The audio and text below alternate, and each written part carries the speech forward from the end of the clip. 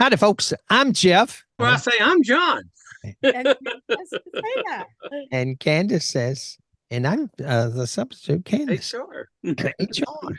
We're so excited tonight's show because it worked out well. Today is actually National Women in Sports Day. Oh my gosh, that fits right in with us sharing the amazing women in automotive, the women in auto care, the different groups that we have. And we're going to work on the first Wednesday of every month, sponsored by Milton Industries, on sharing the stories of different women in our industry that are just amazing, that are just great. Even, Candace says, I'm behind the scenes. She's really struggling to be on in the camera today and tonight. And just in your comments, if you'd like to see more of Candace every now and then, HR, this group of ladies that's on here tonight, they were amazing when we were in ASTE, and they were trying to include Candace in their dinner and stuff. And she's just not always used to doing that.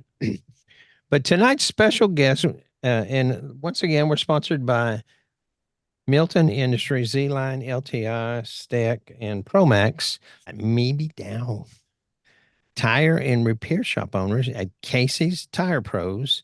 She's also the VP of ASTA.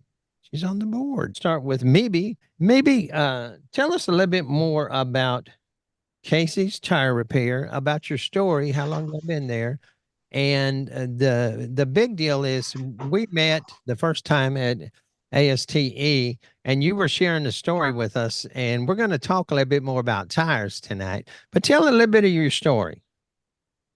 Okay, so Mbie is how it's pronounced, but that's fine because it's sometimes Mandy and sometimes it's Mindy and sometimes it's Mary and sometimes it's Lisa or Nicole. So whenever we're close, I'm fine. So say that one more time. Mbie. It's not like it looks, which is what usually gets everybody tripped up, but Mbie. So yeah, I am an owner in Casey's Tire Pros and Automotive here in Greensboro, North Carolina, 2 locations. And we are full service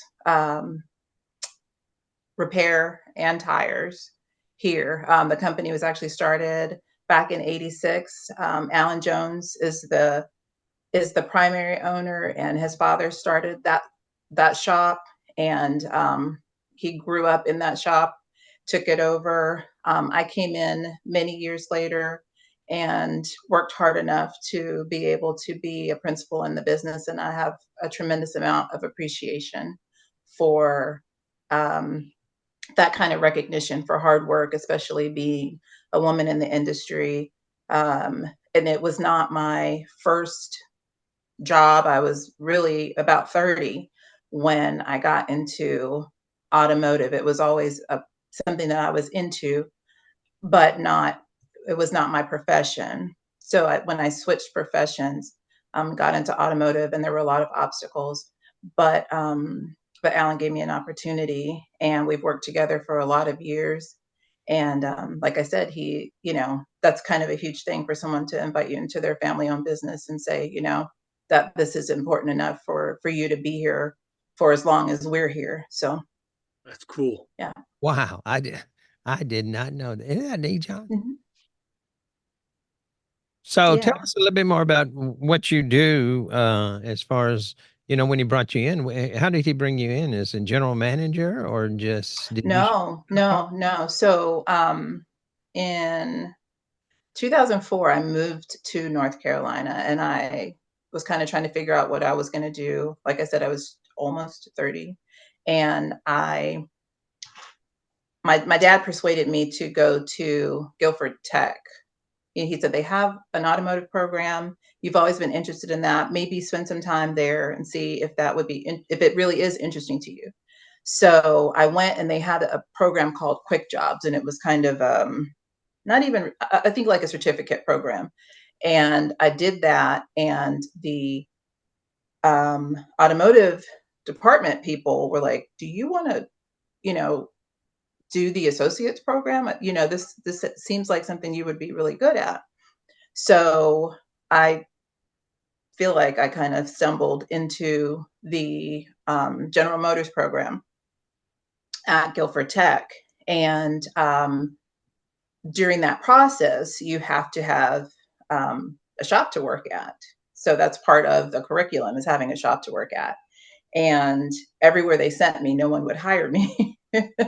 And sometimes it was polite and sometimes it was pretty condescending, but it was always a no. And Casey's was the last place on the list that hadn't taken a student. And so it was either that or I was going to have to drop out of the program. And so I went over and met with Alan after the shop closed, and we just talked for a few minutes. And he was like, "I like you. Do you want to come work here?" And I was like, "Yes, I do want to come work here." And yeah, so that's when that started. That was in 2005, I believe. And I finished the program and continued to work there. There was an amount of time where I did go work elsewhere, but just for more experience. When you're in a small business, sometimes everyone's roles are locked in. And so I've always been the type of person that I learn things and then I want to learn the next thing and I want to learn the next thing.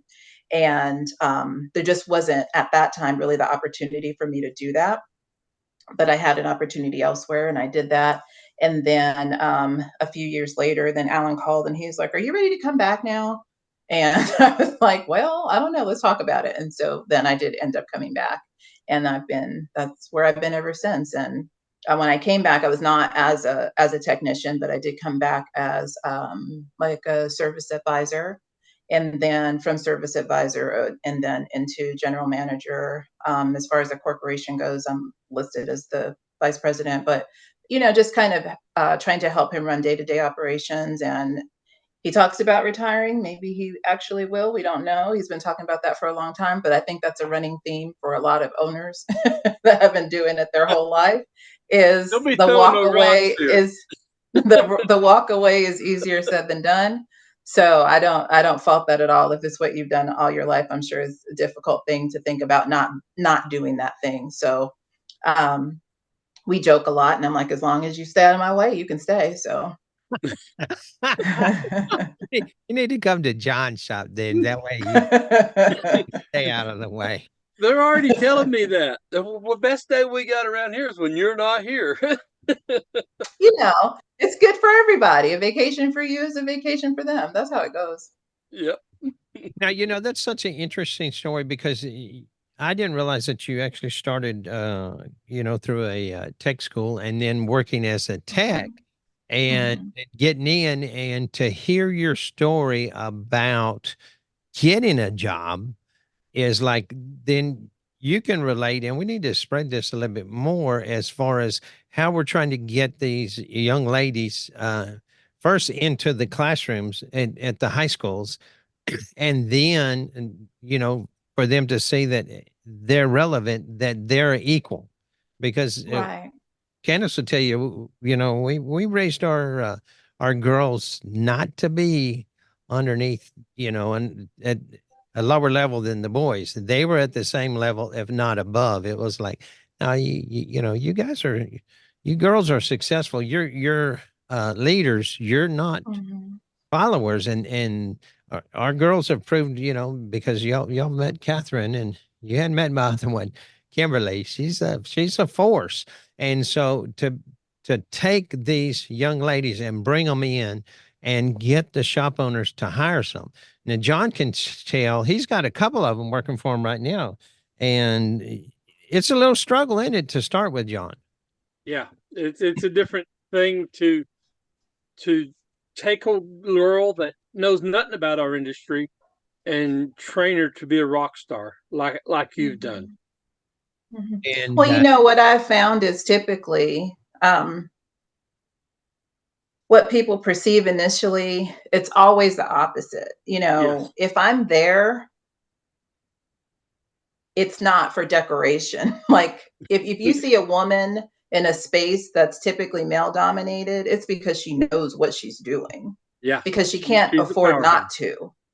You know, she can't afford not to know what she's doing because the expectation is that she doesn't.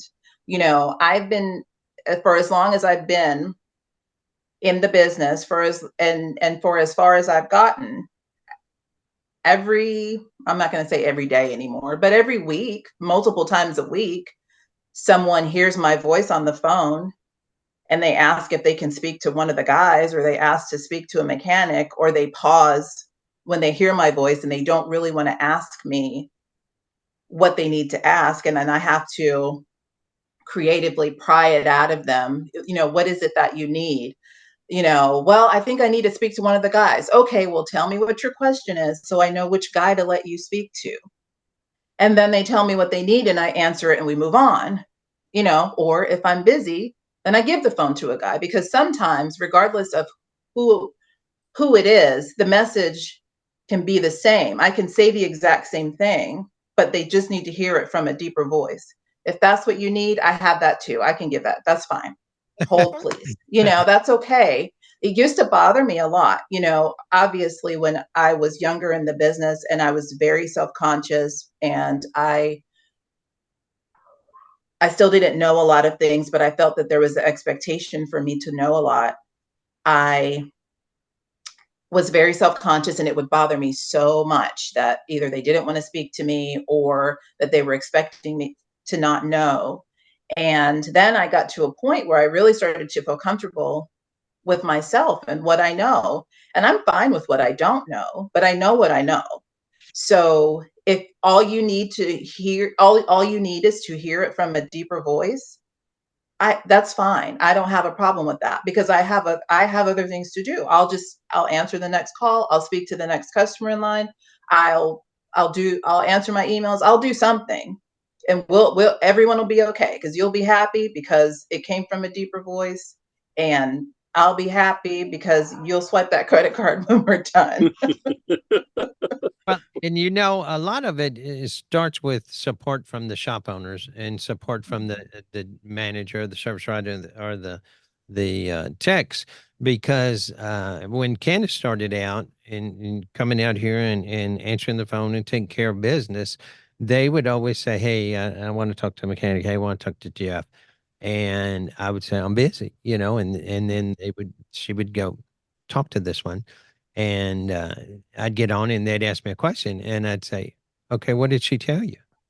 Well, and I said, Okay, so she already answered your question. Why did you need to talk to me? Why are you, I'm trying to work on these cars. What's the issue?" She already answered your question. And then they're like, and that's just reinforcing and telling, this is the one you want to talk to. And so many Right. times you go, you kind of was rude, or you kind of, and I'm like, no, this is the way it's going to work. They're going to talk to That's you. right. And once we get the car in, and then, I look it over and explain to her. She calls them, and every now and then, she'll have a problem as far as describing the mechanical. They'll ask a question thinking they're going to trick her up, but otherwise, it's like us. We have to, number one, hire the women. Number two is that we have to support them and give them the platform that they need so you can do it. And I'm so glad we have you on to share that story. And I really hope that all these folks listen to it when we separate your story out, because that right there is like, you know, Bam. bam, cha-ching. Yeah, that's good stuff. That Well, is. I mean, and I won't sugarcoat it. It was difficult in the beginning. It was difficult for the guys. It was difficult for the service advisor, because that was not how they grew up, and that's not, that wasn't what was supposed to happen. And he made that decision, and he said she's coming, and he paired me with someone that was relatively close to my age, and we got along fine. But I had to prove to everyone in the building that I was supposed to be there, including the customers. They would give me a vehicle, and I'm not, I did oil changes and tires. I was not, some sort of master tech or anything like that. I was, tires and oil changes, but I took my job seriously because it was for me to learn about the business. It wasn't for me to be a mechanic. It was for me to learn about the business. to ultimately get to where I am. But they would give me an oil change, and then I remember a customer saying, "You're going to let her change the oil in my truck?"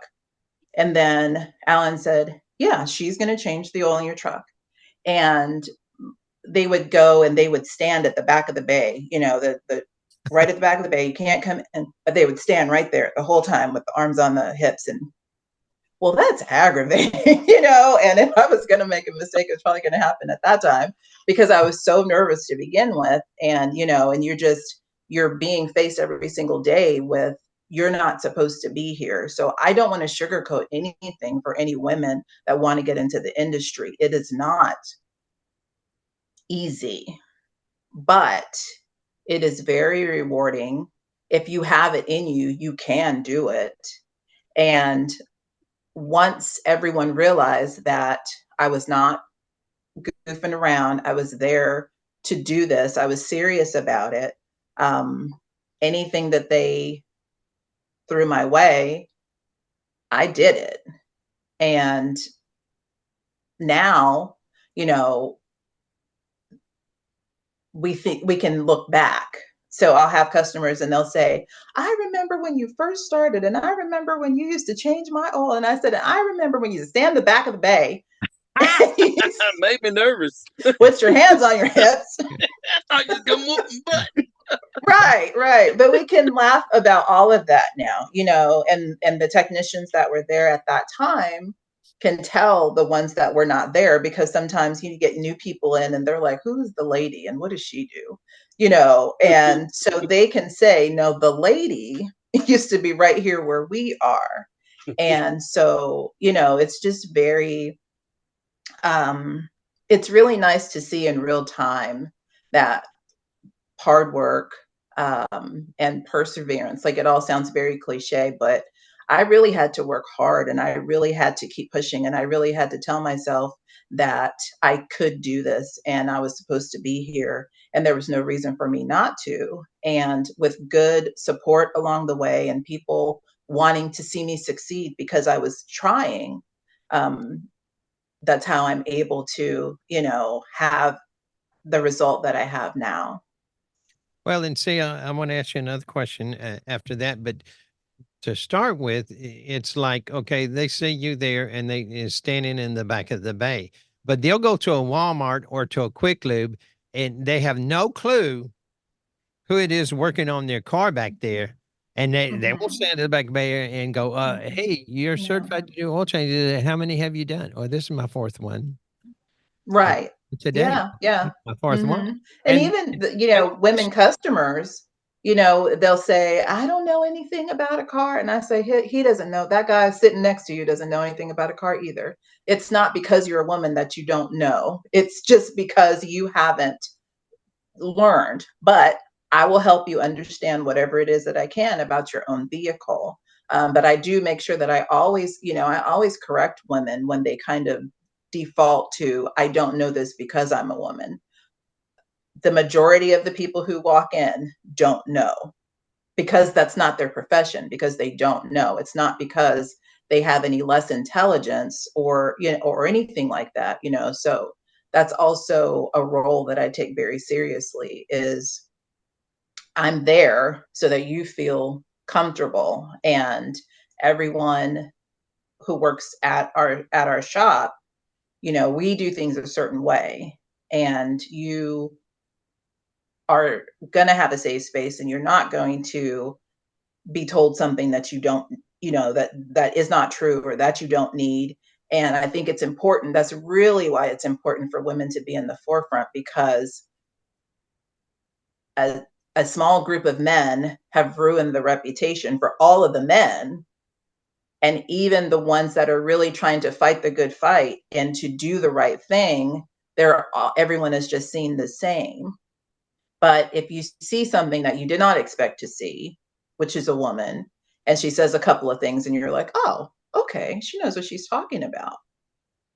and Then, you just kind of start to see the shoulders come down and the fists unclench. And, you know, that's really also very, very, very rewarding.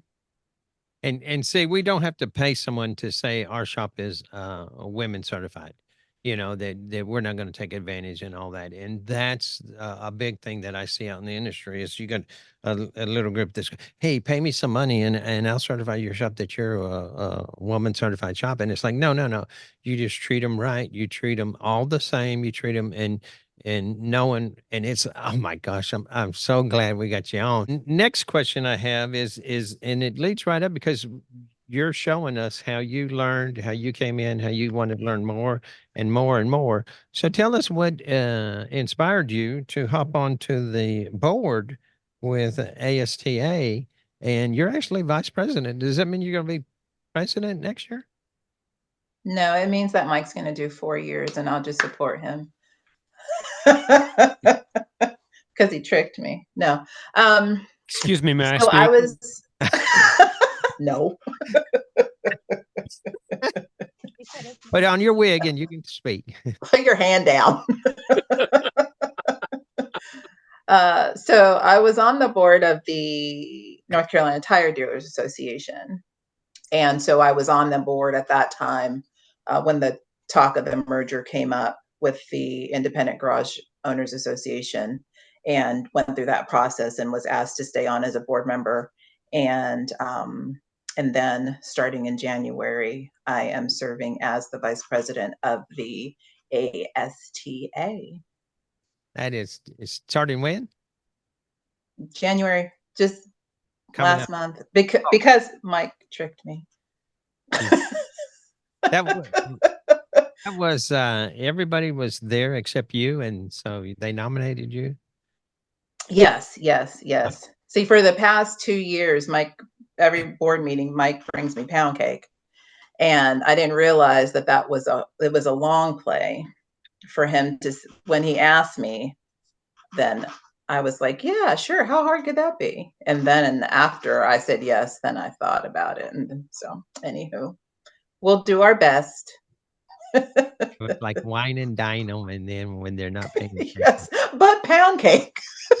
What does that say about me? No, that's so interesting. It just says that you're our kind of people. That's right. But it is Becky's pound cake. It's Becky Hester's pound cake. So it's not just any pound cake. Let's be clear about that. I don't think we have any of those right here. No one's ever sent me one, John, Mike.